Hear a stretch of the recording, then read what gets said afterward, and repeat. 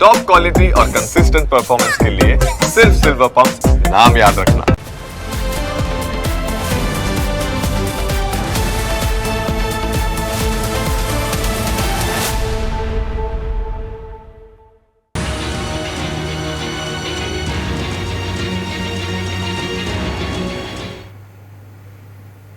આધુનિક સમયમાં ટેકનોલોજી વધી રહી છે, નવી નવી શોધો થઈ રહી છે, તેવા સમયે શિક્ષણનું સ્તર ઊંચું આવવું જોઈએ, પરંતુ ગુજરાતમાં ડ્રોપ આઉટ રેશિયો વધી રહ્યું છે, જે ખૂબ જ ચિંતાજનક છે. ખાસ કરીને બનાસકાંઠાથી શિક્ષણ વિભાગ માટે ખૂબ જ શરમજનક આંકડા સામે આવ્યા.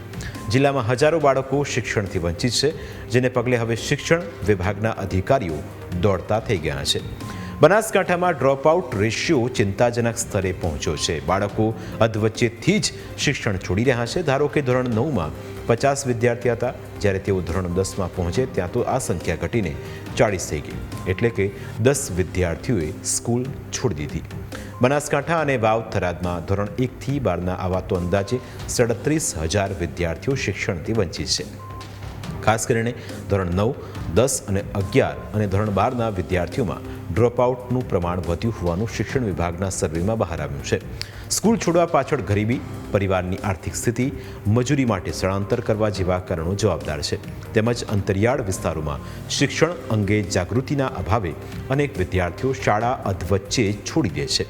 દાંતા, અમીરગઢ, થરાદ, ધાનેરા, કાંકરેજ, પાલનપુર અને ડીસા જેવા વિસ્તારોમાં આ સમસ્યા વધુ જોવા મળી રહી છે. ખાસ કરીને આદિવાસી અને અંતરિયાળ વિસ્તારોમાં શિક્ષણનું સ્તર નીચું હોવાથી વિદ્યાર્થીઓ અભ્યાસથી દૂર થઈ રહ્યા છે, અને એટલે જ હવે અંતરિયાળ વિસ્તારોના ગામોમાં અધિકારીઓ બાળકો અને તેમના વાલીઓને શિક્ષણનું મહત્વ સમજાવી રહ્યા છે. છોકરું ભણવાનું કારણ છે એક જ કે ભાઈ છોકરું મજૂરી જતું રહે છે 8મા ધોરણ પછી. કોઈ માસ્તરની ખોમી નથી કે ભાઈ આજે ગમો માસ્તરે 100% સ્કૂલ આવે છે, ભણાવે છે, હોશિયાર કરે છે, પણ આગળ પછી 8મા ધોરણ પછી ભણતો નથી. એના માટેની ટીમ આજ કોનપુરા ગામમાં આવી છે. આજે છોકરું ભણી ગણીને 8મા ધોરણ પછી ભણવા જાય, અમારી બધાની ગામની મુલાકાત એવી છે કે ભણીને ગણીને હોશિયાર થાય એવી છે ને ભણવા મૂકવાની છે, આવી અમે પ્રશ્ન છે. વાલીઓની જાગૃતતા નથી. બીજા નંબરમાં રોજગારીનો પ્રશ્ન છે. બાળમજૂરી અમુક બાળકોને પેલી લાલચ લાગે છે એટલે ત્યાં જાય છે.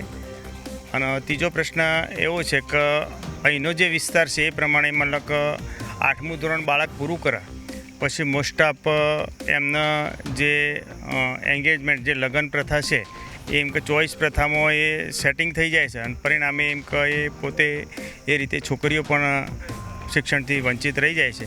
આવું 5% પરિણામમાં એવું રહેતું હોય છે. બાકી 95% અમે બાળકને ભણાવવા માટેનો પૂરો પ્રયાસ કરતા હોઈએ છીએ. અને મોસ્ટ ઓફ હાઈસ્કૂલનું શિક્ષણ પણ આજુબાજુ 5 કિલોમીટરમાં છે, તો ત્યાં પણ અમે બાળકો દાખલ થાય અને અહીંથી જવા માટે ટ્રાન્સપોર્ટેશનની સગવડ પણ મળી રહે એ સુધીના અમે પ્રયાસો કરીએ છીએ. વિદ્યાર્થી શાળા ન છોડે તે માટે જિલ્લાના શિક્ષણ અધિકારીઓ, શિક્ષકો અને કર્મચારીઓ ગામે ગામ જઈને ડ્રોપઆઉટ વિદ્યાર્થીઓને ફરી શાળામાં પ્રવેશ અપાવવા માટે પ્રયાસ કરી રહ્યા છે, કારણ કે જિલ્લામાં ડ્રોપઆઉટ રેશિયો ખૂબ ઊંચો છે. વર્તમાન વર્ષે શાળા છોડનારા વિદ્યાર્થીઓની વાત કરીએ તો અમીરગઢમાં 1935, ભાભરમાં 1599, દાંતામાં 3816 વિદ્યાર્થીઓએ અભ્યાસ છોડી દીધો છે.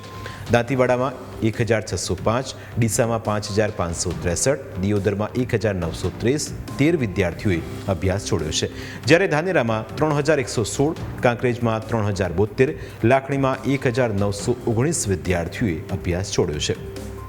પાલનપુરમાં 4698, સુઈગામમાં 711, થરાદમાં 3565 વિદ્યાર્થીઓએ અભ્યાસ છોડ્યો છે, જ્યારે વડગામમાં 2186 અને વાવમાં 1717 વિદ્યાર્થીઓએ અભ્યાસ છોડ્યો છે. અધિકારીઓનો દાવો છે કે સર્વે કરીને કુલ 21,797 વિદ્યાર્થીઓને કાઉન્ટ કરાયા છે, જ્યારે બાકીના 15,618 વિદ્યાર્થીઓ કાઉન્ટ કરવાના બાકી છે. આ બધા જ બાળકોને ફરીથી સ્કૂલની અંદર એનરોલમેન્ટ કરવાનો કાર્યક્રમ ચાલી રહ્યો છે, જે અંતર્ગત આજે કાનપુરા અને શેબલપાણી ગામની હું મુલાકાતે આવેલો છે. ગામના આગેવાનો, પદાધિકારીઓના સહયોગથી આજે કાનપુરામાં 28 જેટલા બાળકોને પુનઃપ્રવેશ આપવામાં આવ્યો છે. સેબલ પાણીમાં 35 જેટલા બાળકોને પુનઃપ્રવેશ આપવામાં આવેલ છે. ગામે ગામ ફરી રહ્યા છો, કેવા કારણો સામે આવે છે આ ડ્રોપઆઉટ માટે? સામાન્ય રીતે શિક્ષણની જાગૃતતાનો અભાવ, ક્યાંક સામાજિક કારણોસર વાલીઓ બાળકને સ્કૂલમાં મોકલતા નથી હોતા. તો આવા પ્રસંગે આજે પદાધિકારીઓ પણ આ કાર્યક્રમમાં જોડાયેલા છે અને એ પદાધિકારીઓએ પણ ગામ લોકોને સમજૂત કર્યા છે. અને મહત્વનું છે કે રાજ્યના અંતરિયાળ વિસ્તારોમાં સરકારનું આ મિશન વિદ્યાર્થીઓના ભવિષ્ય માટે આશાનું કિરણ લાગી રહ્યું છે. જો વિદ્યાર્થીઓ પાછા સ્કૂલે ફરશે તો તે શિક્ષણ જગત માટે મોટી સફળતા ગણાશે.